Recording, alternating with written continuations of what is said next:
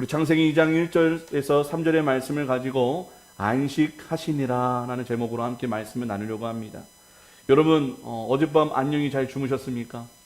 얼굴들을 제가 뵈니 잘 못 주무신 것 같은 얼굴들이 조금 있으신데 밤잠을 설치셨나 봅니다. 잠을 잘 자는 것만큼 좋은 일도 없는 것 같습니다. 돈으로 비싼 침대를 살 수 있지만 이 돈으로 잠을 살 수 없는 것 같습니다.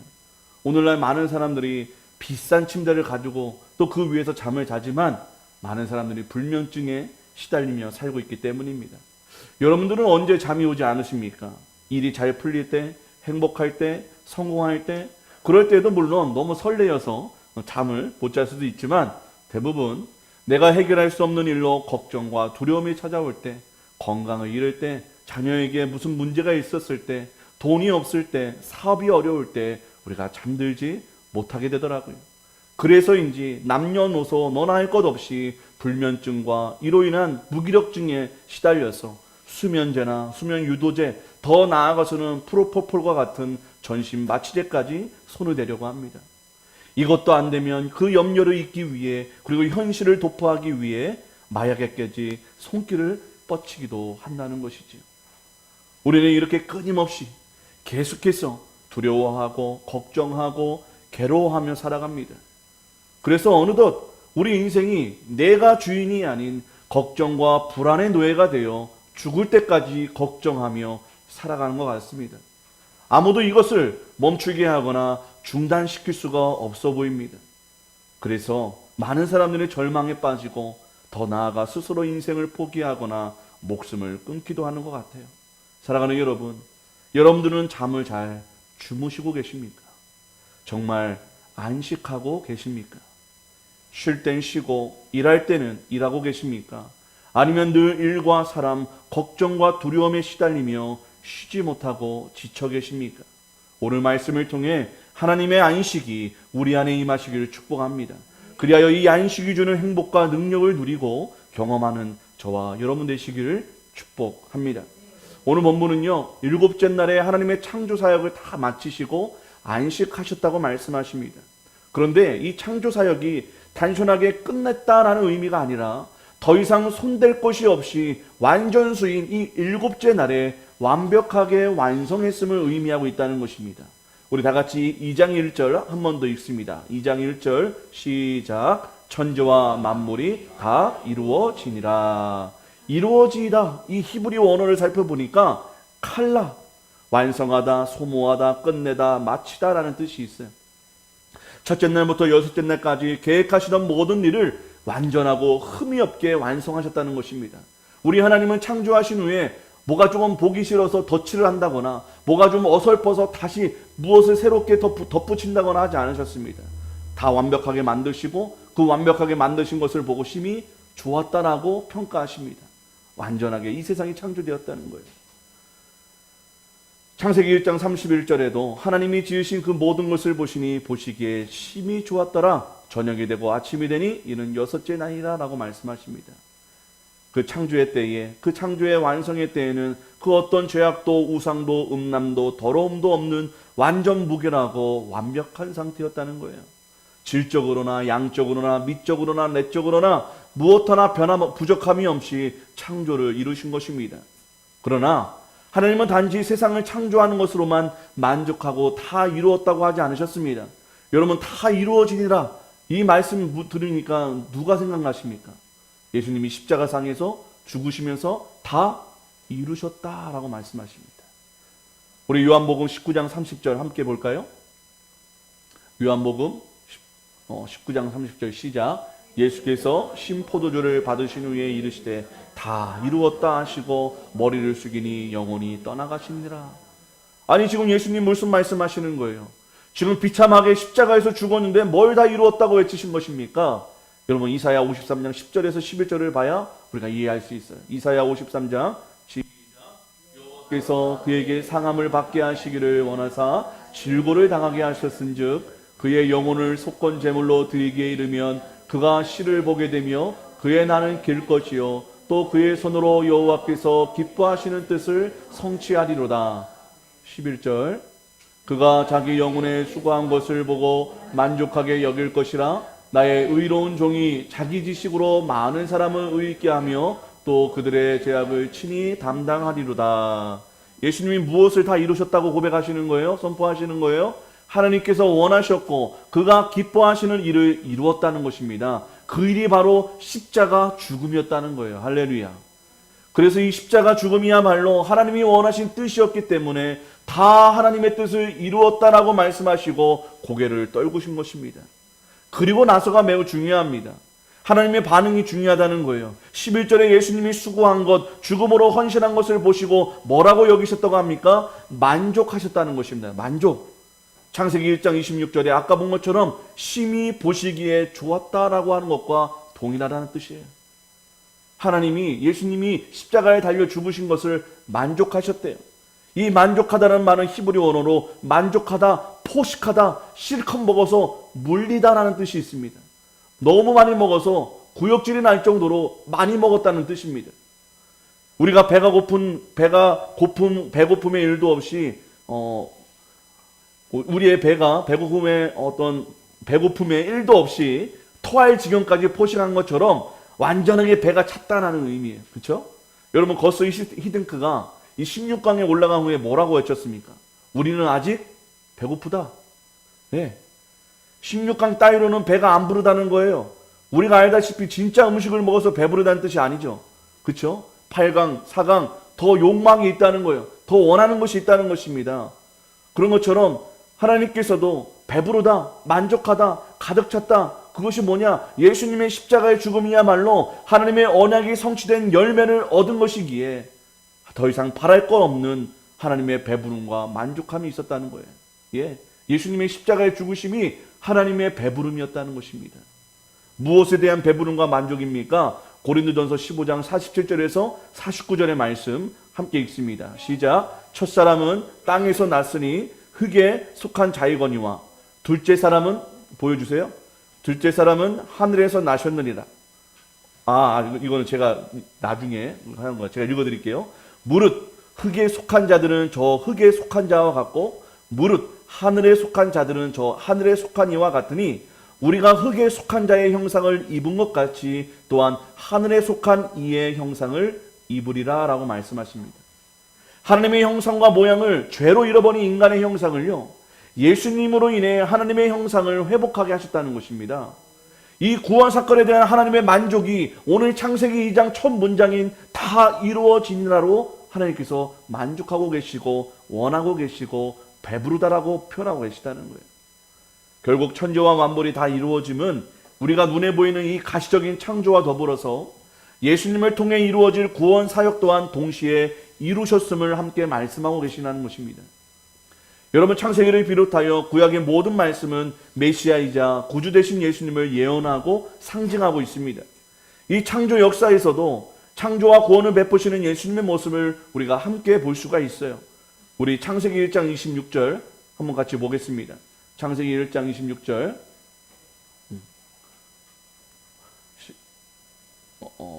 26절이요.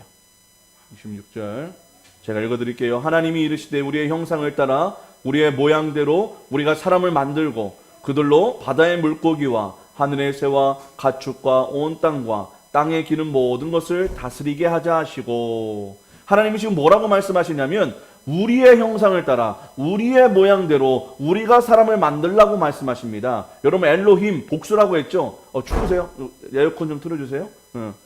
엘로힘 복수예요. 하나님 성부 성자 성령 삼위일체 하나님 복수로 나타내고 있다고 우리 창세기 1장 1절에 함께 나눴습니다. 하나님은 분명 우리라고 말씀하시지 내가라고 말씀하지 않는다는 거예요. 그럼 우리는 누구를 말하고 있습니까? 바로 예수님과 성령님이십니다. 그 근거가 요한복음 1장 1절에서 3절에 나오고 있어요. 요한복음 1장 1절에서 3절 시작. 태초에 말씀이 계시니라. 이 말씀이 하나님과 함께 계셨으니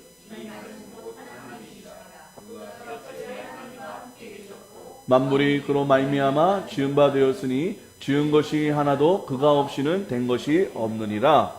여러분, 말씀으로 계신 분이 태초부터 하나님과 함께 천지를 창조하셨다는 것입니다. 그 말씀으로 계신 분이 바로 누구? 예수님이시라는 거예요. 이 창조는 하나님 한 분만 하신 것이 아니라 성부, 성장, 성령께서 함께 하셨다는 거예요. 그렇게 이 동시에 이 죄인을 향한 구원의 사역도 하나님과 예수님, 성령님께서 함께 계획하셨고 준비하셨고 이루셨다는 것입니다. 그런데 이것과 함께 중요한 것이 있어요. 삼위일체 하나님을 통해 우리 인간이 만물을 다스리는 존재로 계획하시고 약속하셨다는 것입니다. 우리 인간을 지으신 목적이 뭐냐? 땅을 다스리고 정복하고 그것을 번성케 하기 위해서 우리를 창조하셨다는 거예요. 그런데 그런 인생으로 우리 인간이 살고 있습니까? 지금 못 살고 있어요. 왜? 죄로 말미암아 죄인이 되었기에 더 이상 하나님과 함께 할 수도 없고 하나님과 함께 생육하고 번성하고 땅을 정복하고 다스릴 수 없는 인생이 되어버렸어요. 다스림이 없어도 괜찮아요.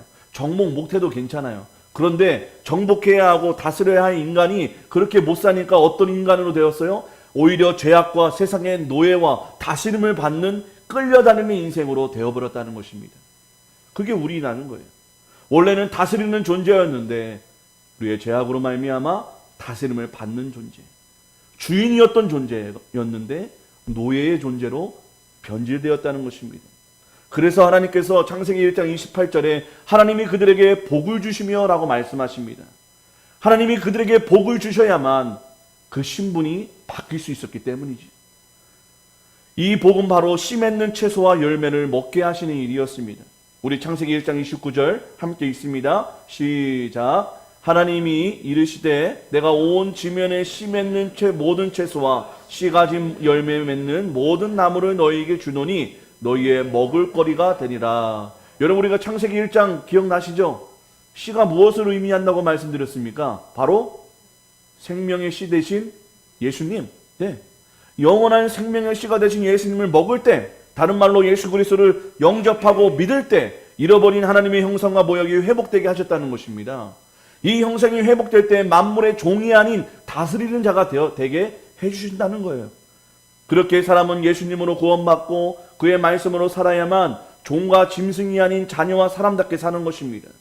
더 나아가 하나님의 언약대로 세상을 다스릴 수 있는 인생으로 거듭난다는 거예요. 하나님께서는 지금 종으로 살았던 이스라엘에게 그들의 실체를 폭로하고 계십니다. 너희가 왜 애굽의 종으로 살았던 이유를 아니? 죄로 인해서 하나님의 자녀가 아닌 사람의 종이 된 거야. 애굽을 탈출하여 자유인이 된 것처럼 보이지만 여전히 풀로만 살려고 하니까, 땅의 것을 위해서 살려고 하니까 죄와 죽음, 불안과 염려의 종으로 지금도 여전히 살고 있는 거야. 광야에서 먹을 거 없을까봐, 죽을까봐, 어떤 해를 당할까봐 전전긍긍하는 너의 모습, 그게 바로 종의 모습이야, 노예의 모습이야. 여전히 벗어나지 못했다는 것입니다.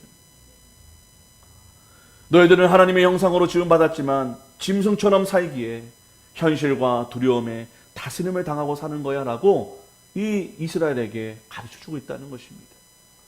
실제로 아담과 하와는 말씀을 거절하고 불순종하여 선악과를 먹는 죄를 범하게 됩니다. 이것은 하나님의 형상과 모양이 깨지고 변질되고 잃어버린 결과를 가져오게 됩니다. 하나님과의 관계가 깨지고 원수가 되니까, 하나님하고 원수가 되니까 하나님이 지으신 모든 세상 만물과 원수가 되어버린 게 우리 인간이라는 거예요. 여러분, 인간 뜻대로 되는 게 이 세상에 뭐가 있습니까? 아무리 노력해도 다 흐트러지고 사라지고 공든탑이 무너지는 인생, 내가 아무리 노력하고 애를 써도 되지 않는 인생. 왜 그렇습니까? 우리가 하나님의 원수가 되었기 때문이라는 거예요. 이 세상 누가 지으셨어요? 하나님이에요. 그러면 이 세상은 누구 편이에요? 하나님 편이에요. 우리는 하나님의 원수인데 이 세상이 우리 편이 되겠습니까? 그 편이 안 된다는 거예요. 이해를 잘하네요, 아들이. 하나님의 관계가 깨지고 원수가 되니 세상 모든 것과 원수가 되어버렸습니다. 다 하나님의 것이기 때문이지요. 불순종의 죄를 저지르자마자 인간에게는 죄와 죄의 형벌과 고통이 시작되었습니다. 그래서 이 세상에 죄가 들어온 후에 우리 인간은 단 한 번도 안식을 누릴 수 없게 되었다는 거예요. 우리 창세기 3장 16절에서 19절인데요. 우리 함께 봅니다. 시작. 또 여자에게 이르시되 내가 내게 임신하는 고통을 크게 더하리니 내가 수고하고 자식을 낳을 것이며 너는 남편을 원하고 남편은 너를 다스릴 것이니라 하시고 아담에게 이르시되 내가 내 아내의 말을 듣고 내가 내게 먹지 말라 한 나무의 열매를 강은 너로 말미암아 저주를 받고 너는 내 평생에 수고하여야 그 소산을 먹으리라. 땅이 내게 가시덤불과 엉겅퀴를 낼 것이라. 내가 먹을 것은 밭의 채소인즉 내가 흙으로 돌아갈 때까지 얼굴에 땀을 흘려야 먹을 것을 먹으리니 내가 그것에서 취함을 입었습니다. 너는 흙이니 흙으로 돌아갈 것이니라 하시니라. 여러분, 우리가 흙으로 돌아갈 때까지, 이마는 태어나서 죽을 때까지 수고와 고통의 삶으로 계속될 것이라는 것입니다. 이와 함께 이 수고와 고통의 노예가 되어서 끊임없이 일하고 끊임없이 두려워하고 걱정하고 괴로워하는 인생이 되었다는 거예요. 뭐 때문에? 하나님의 말씀을 불순종하는 죄 때문에. 그래서 그 어떤 노력을 해도 아무리 높아져도 죄로 인한 저주와 죽음에 대한 권세 아래 끊임없이 고통당하고 고통을 주며 살아갑니다. 그 어디에도 평안과 안식이 없어요. 사랑하는 여러분, 지금 이 창세기를 듣고 있는 원독자가 누구입니까? 광야에 있는 이스라엘이에요. 이 이스라엘의 신분이 원래 무엇이었습니까? 애굽의 종이었어요. 노예였어요. 자유가 박탈되고 하루도 쉴 새 없이 죽을 때까지 일을 해야 하는 비참한 노예의 삶이었습니다. 일을 하면 돈이라도 벌던가 열매가 있어야 하는데 아무리 일하고 고생을 하여도 무엇 하나 이루지 못하고 만족할 수 없는 그 어떤 자유도 꿈꿀 수 없었던 노예였다는 것입니다. 이런 노예에게 안식이 있을까요? 미래가 있을까요? 아무도 관심 없고 아무도 도와주지 않는 인생입니다. 죽지 않고는 결코 이 고되고 괴로운 일을 그만둘 수 없다는 거예요. 잠을 자더라도 쪽잠을 자야 하는 것이고 늘 주인의 채찍질과 명령에 긴장을 하고 살아야 합니다. 언제 병들고 쓸모 없어져서 죽음을 당할지 모르는 불안과 두려움에 늘 피가 마른 삶을 살았던 그들이라는 거예요. 사랑하는 여러분, 너무 가슴 아프지만 이런 노예의 삶과 지금 우리가 자유인으로 살고 있지만 우리의 삶과 뭐가 다릅니까? 여러분, 이 복되고 거룩한 주일 예배에 우리가 참석했지만 여전히 우리 머릿속에는 당장 내일 해결해야 할 일들로 머릿속에 가득하지 않습니까? 하나님이 주시는 평안보다 세상에 주는 불안과 염려가 더 충만하지 않으세요? 계속해서 쉼과 안식을 누리지 못하고 내가 해결해야 한다는, 내가 내 인생을 책임져야 한다는 부담과 걱정으로 가득한 것이 우리 마음이라는 거예요. 이게 우리의 죄의 결과이자 죄의 저주라는 거예요. 내가 바로 죄인이기 때문에 안식하지 못하고 이 계속해서 돌아가는 이 생각이 멈추지 않는다는 것입니다. 가만히 있는 것이 불안하고 두렵고 괴롭습니다. 내가 나와의 관계가 안정감이 없고 쉬면 불안하고 뒤처지는 것 같아 뭐라도 해야 할 것 같습니다. 더 나를 다그치고 노력해야만 살아남을 수 있을 것 같아요. 그래서 늘 초조하고 불안하고 조급하고 두려워서 그 마음에 지배당해버립니다. 이것이 노예의 삶 아니겠습니까? 모든 인류가 무언가의 노예로 살아가고 있다는 거예요. 이것이 우리의 죄성이자 죄인의 삶입니다. 이런 우리의 인생을 누가 건져낼 수 있겠습니까? 사도 바울도 자신 안에 있는 이 죄성을 괴로워하며 로마서 7장 24절에 이렇게 통탄합니다. 오라 나는 공고한 사람이로다. 이 사망의 몸에서 누가 나를 건져내랴. 사랑하는 여러분, 누가 이 노예의 삶에서 건져낼 수 있겠습니까? 바로 하나님의 아들 우리 주 예수님께서 우리를 이 죄인의 삶에서, 이 노예의 삶에서 건져내어 우리를 안식하게 해주셨다는 것입니다. 우리 2절, 본문 2절 함께 있습니다. 시작. 하나님이 그가 하시던 일을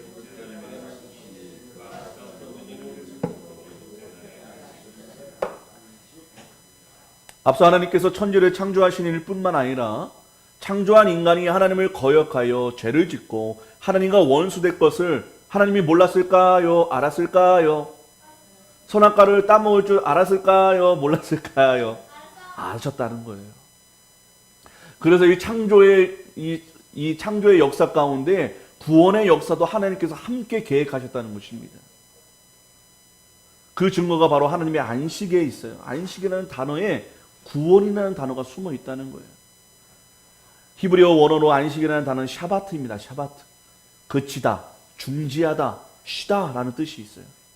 하나님께서 모든 일을 그치고 안식하셨다, 중지하셨다, 쉬셨다라는 말은 1차적으로는 세상을 더 이상 손댈 것 없이 완전하게 지으셨기 때문에 마치셨다라는 뜻이 있습니다. 그러나 더 중요한 뜻은 우리 인간의 종된 삶을 끝내주셨다라는 의미가 더 크다는 거예요.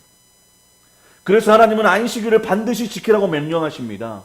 하나님만이 죄의 종된 삶을 멈출 수 있고 자유인으로 거듭나게 할 수 있기 때문이라는 거예요. 그것을 기억하라는 거예요. 하나님을 버리고 세상을 선택하면 평생 죄의 노예, 저주의 노예, 일의 노예, 물질의 노예로 살 수밖에 없는 너희들임을 기억하라는 거예요.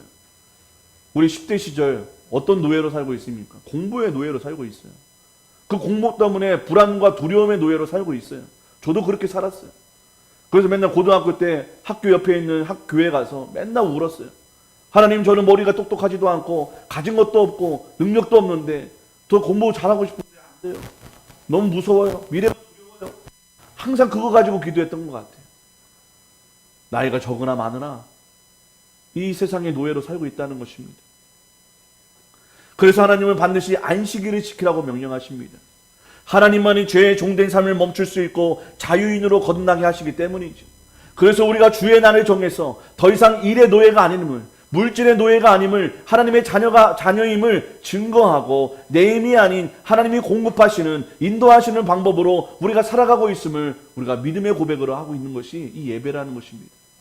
여러분, 주일이 없이, 예배가 없이 1년 365일 일한다고 한다면 여러분, 우리가 돈을 벌어서 좋을 수도 있겠지만 우리는 세상과 일의 노예로 살고 있다는 것을 스스로 증명하는 것입니다.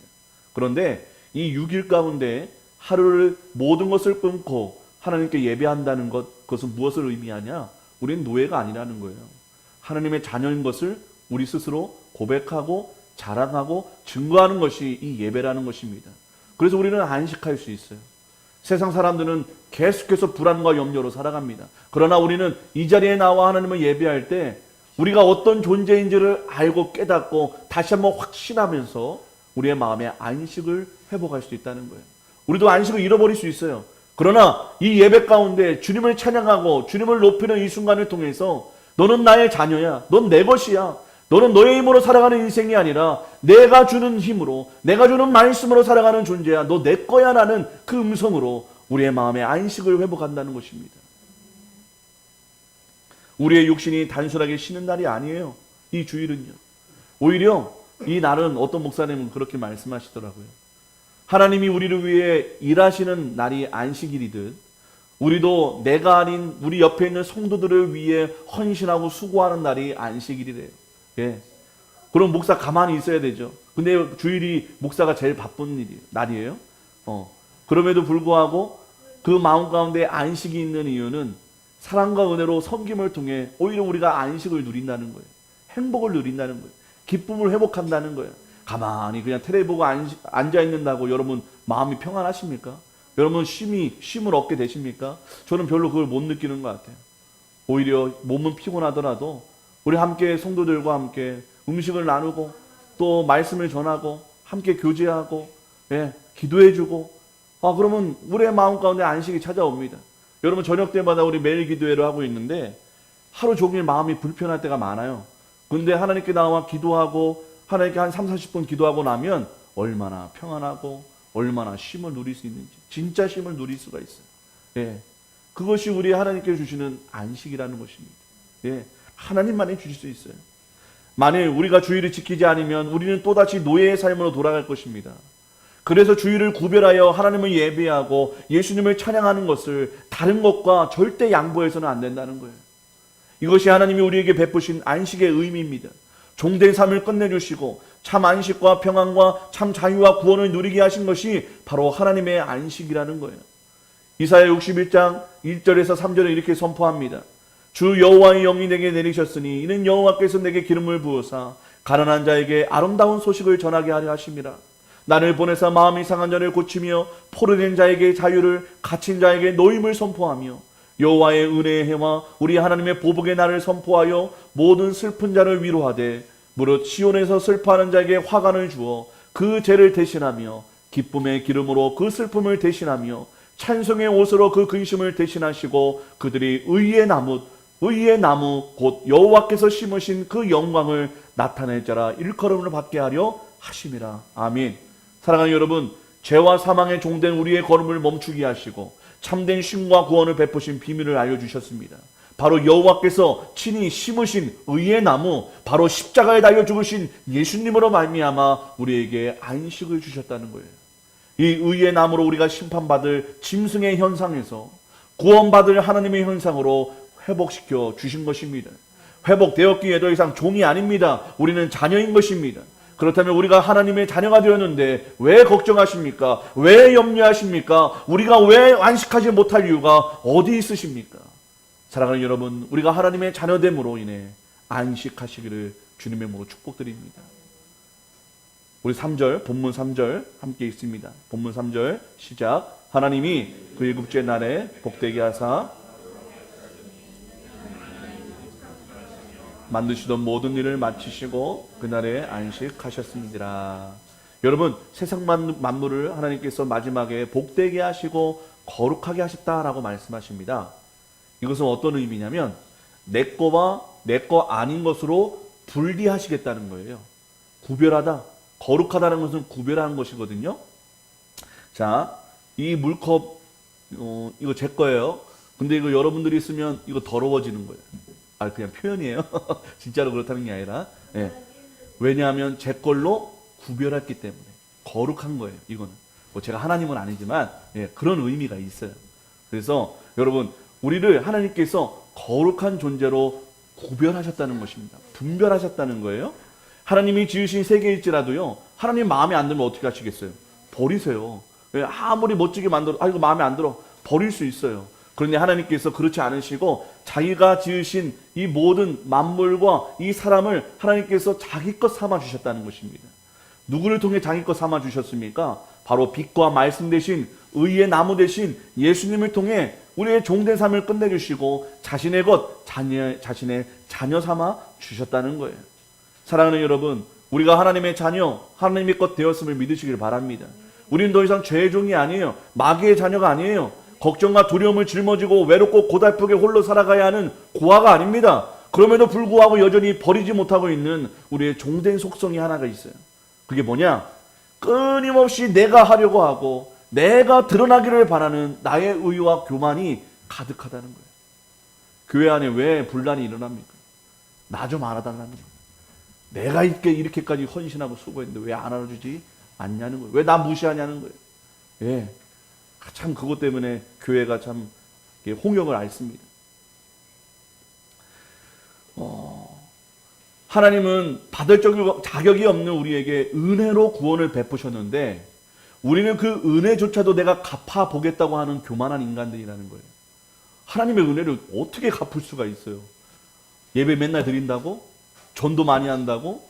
헌금 보고 매월 1억씩 매주 1억씩 드린다고? 우리가 받은 은혜를 하나님께 갚을 수가 있겠습니까? 여러분, 우리가 하나님께 예배 드리는 건 하나님 사랑해서 예배 드리는 거잖아요. 하나님 주신 은혜가 감사하여 예배 드리는 거고 이 사랑을 전하고 알게 해주는 이 교회가 잘 운영되기 위해서 헌금하는 거예요. 내가 하나님께 헌금하면 하나님 더블로 하나님 주실 거니까 그거 기대하고 우리가 헌금하는 거 아니에요. 예, 저도 그런 마음이 솔직히 없지 않아 있었어요. 하나님 없는 형편에 하나님 11조 드립니다. 이 의자 5만 원 해가지고 몇십만 원씩 하나님께 드릴 때마다 하나님 저 축복해 주세요. 하나님 드린 만큼 주님 당겨주세요. 그런 마음이 없지 않아 있었다는 거예요. 우리 마음 그렇잖아요. 근데 그런 마음으로 하나님께 헌금 드리는 거 그 헌금 아니라는 거예요. 예. 이 교회 정말 소중하고 이 교회가 운영되기 위해서 돈이 필요해요. 그렇기 위해서 이 헌금을 하는 거예요. 하나님께 10,000원 이렇게 넣으면 20,000원 더블로 하나님께 받을 거 그거 기대하고 우리가 드리는 게 아니라는 것이죠. 그리고 우리가 하나님의 사랑이 은혜가 감사해서 자랑하다 보니 전도가 되는 거지. 예. 우리가 막 전도하고 막 이 교회를 막 이렇게 만들어내려고 우리가 신앙생활하는 게 아닙니다. 우리의 행위로 구원받을 수 없듯이 우리 행위로는 절대 하나님의 은혜를 보답할 수가 없어요. 내 행위에 내 구원의 공로가 있다 여기거나 내 행위로 하나님을 위해 무엇을 할 수 있다 여기게 되면 교회는 하나님의 은혜가 아닌 나의 행위와 열심인 사람들이 모이는 집단으로 변질되는 것입니다. 이런 타락과 변질을 보여주는 것이 뭐예요? 면죄부잖아요. 면죄부. 돈 많이 내면 내 죄가 없어져서 연옥에 오래 머물지 않고 한 방에 천국에 갈 수 있다고 믿는 거예요. 미친 거죠. 예. 이 또라이들이죠. 천주교. 이거 녹음되는데. 예. 기도 많이 하면 내 죄값이 들어들고 저기 연옥에 있는 내 엄마가 나의 기도로 말미암아 천국에 갈 수 있다고 믿는 게 천주교라는 거예요. 이게 10만 마리 나오고 싶어요. 말이 안 되죠. 그럼 예수님 뭐하러 오셨대요? 예수님 뭐하러 십자가에 달려 죽으셨다는 거예요? 인간이 노력으로 그런 구원을 이룰 수 있다면 예수님 뭐하러 오셔서 죽으셨다는 거예요? 개죽음이에요, 예수님. 쓸데없는 죽음이에요. 우리가 못하기 때문에 하나님이신 그 아들이 이 땅에 오셔서 우리를 위해 죽으셔서 우리가 그 은혜로 구원받을 수밖에 없다는 것을 계속 없애버리려고 하는 것 같아요. 계속 이게 오염시키는 것 같아요. 인간이 무엇인가 할 수 있다는 것으로. 그래서 우리 종교생활, 우리 신앙생활도, 우리의 믿음생활도 우리가 자녀임에도 불구하고 종으로 살아가게 만드는 것 같습니다. 예배 안 드리면 왠지 벌 받을 것 같아서 예배 드리고, 기도 안 하면 뭔가 이게 일이 꼬이고 잘 안 될 것 같아서 기도하게 되고. 아니죠. 하나님 사랑해서 예배하는 것이죠. 하나님 사랑해서 기도하고 싶은 것이죠. 더 깊은 관계 가운데 만나고 싶은 것이죠. 내가 사랑하는 여자가 있습니다. 그 여자를 반치해서 보는 것만으로도 행복하지 않아요. 그와 밥을 먹고 대화를 나누고 사랑을 나누고 싶은 마음, 그 관계를 깊어지는 것처럼 하나님과의 관계가 그리 돼야 되는데 무엇인가 열심히 노력해야 되는 모습으로 성도들이 살아가고 있다는 것입니다. 여러분, 1만 성도 100억 성전 억대의 11조, 하나님께서 우리에게 허락하신 약속이라면 여러분 그가 이루실 거예요. 여러분 부담 갖지 마세요. 할렐루야. 저도 부담 안 가져요. 사실 우리 교회 와서 부담 갖고 있었어요. 저는 담임 목사니까 당연하죠. 부담이 있었습니다. 근데 작년에 우리가 겪었던 아픔을 통해서 저는 제 안에 있는 죄성을 깨닫게 되었어요. 제 안에 있는 교만을 깨닫게 되었어요. 그리고 그것을 하나님께 회개했습니다. 주님, 제가 하려고 했습니다. 제가 아는 대로, 제가 배웠던 대로 하면 될 줄 알았습니다. 잘못했습니다. 주님이 하셔야 합니다. 주님이 이루시고 우리가 쫓아가야 하는데 그것을 이제야 깨닫습니다라고 회개했습니다. 교회는 내가 하겠다고 머리가 여전히 달려있으면 안 되는 거예요.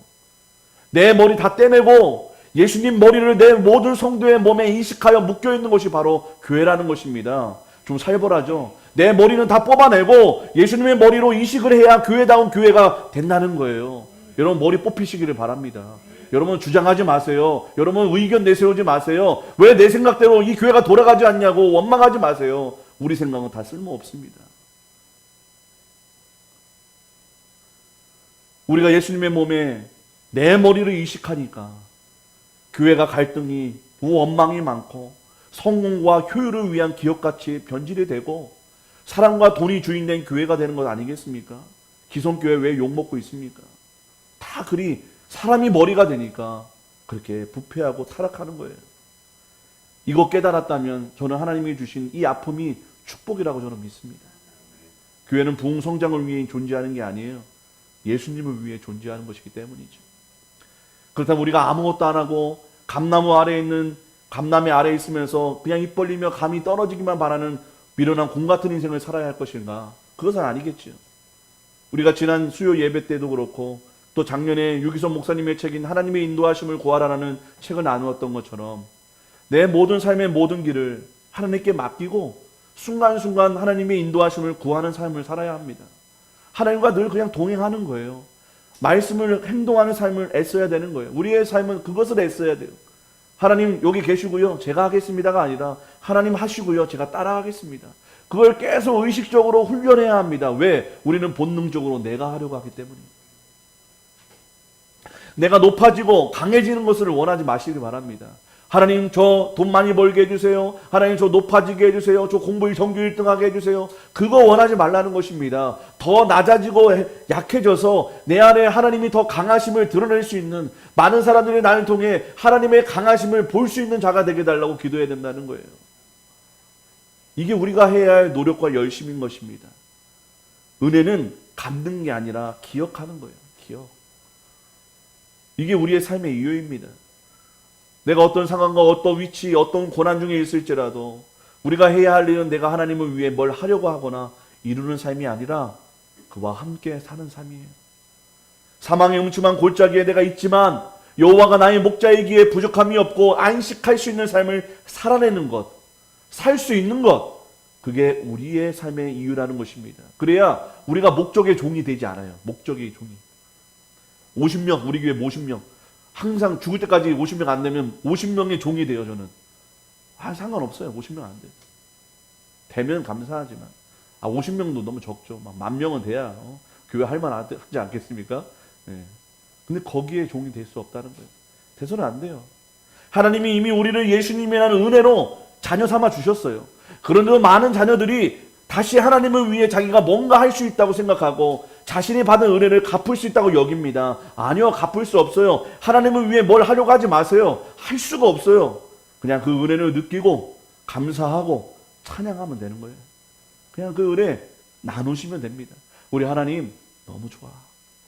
나 하나님 때문에 참 평안해. 자기도 하나님 믿어봐. 그럼 돼. 그냥 넘어갈 수 있어. 이겨낼 수 있어. 그거 하면 살면 됩니다. 자녀는 부모의 말을 듣는 자예요. 부모를 사랑하고 함께하는 자가 자녀입니다. 부모의 능력과 재물로 먹고 마시며 누리는 자가 자녀예요. 자녀가 부모를 위해 사는 것이 아니라 부모가 자녀를 위해 사는 것입니다. 그렇다면 우리도 하나님과 함께 사는 것이 맞지 않겠습니까? 하나님이 알아서 해주실 거예요. 가정은 그냥 같이 사는 것처럼 하나님과 사는 것이 하나님의 자녀예요. 아멘? 뭐 하려고 하지 마세요. 그렇다고 다음 주부터 식사 준비 안 하시면 안 됩니다. 여러분 지금 어떤 존재로 살아가고 있습니까? 종입니까? 자녀입니까? 하나님은요, 자신을 자녀에게만 주시는 선물이 있어요. 우리 예레미야 29장 11절 함께 읽습니다. 예레미야 29장 11절 뿅 하고 나와주세요. 여호와의 말씀이니라. 너희를 향한 나의 생각을 내가 아나니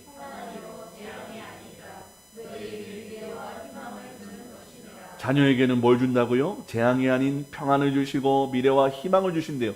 또 시편 127편 1, 2편 함께 읽습니다. 시작. 여호와께서 집을 세우지 아니하시면 세우는 자의 수고가 헛되며 여호와께서 성을 지키지 아니하시면 파수꾼의 깨어있음이 헛되도다. 너희가 일찍이 일어나고 늦게 이르러 누우며 수고의 떡을 먹음이 헛되도다.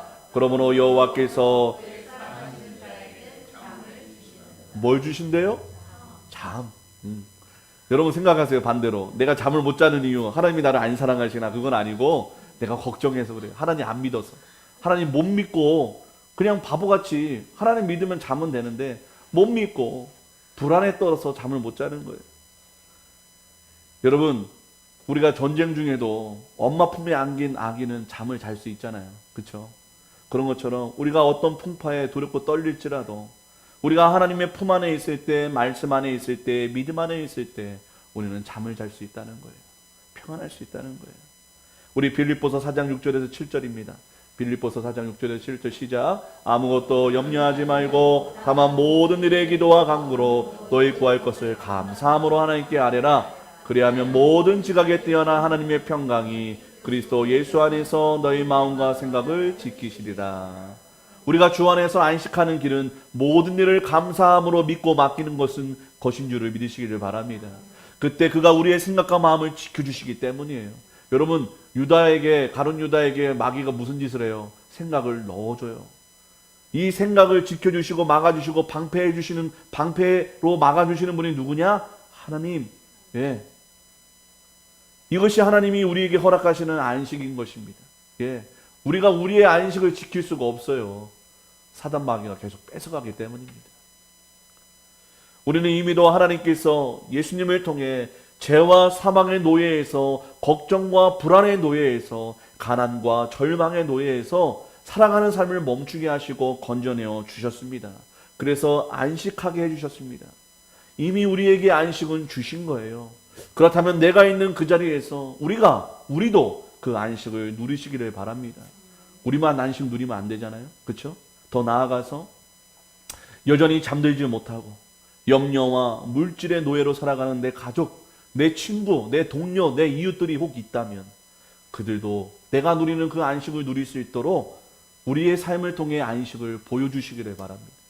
내 입술로 안식을 고백하시기를 바랍니다. 그래야 여전히 죄와 욕망의 노예로 살고 있는 자들에게 안식하는 자유인의 삶으로 인도하시는 그런 복된 안식하는 저와 여러분 되시기를 주님의 이름으로 축원드립니다. 우리 괴로울 때 주님의 얼굴을 보라. 우리 함께 믿음으로 고백합니다.